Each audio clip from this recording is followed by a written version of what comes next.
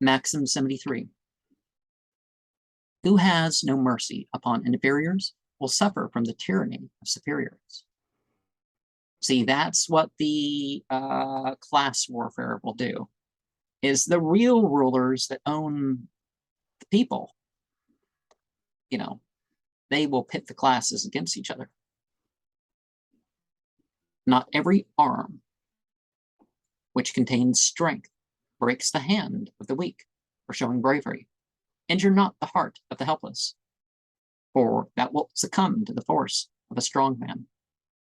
And, you know, things can pile up on each other. You think you're the bad guy in the neighborhood, and then you end up in prison, and you're not the bad guy on the cell block.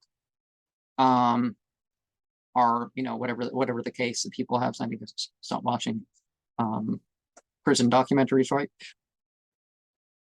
But also the weak person comes at you, you know, like to bring a prison analogy, you know, somebody who sharpens one of those sparks.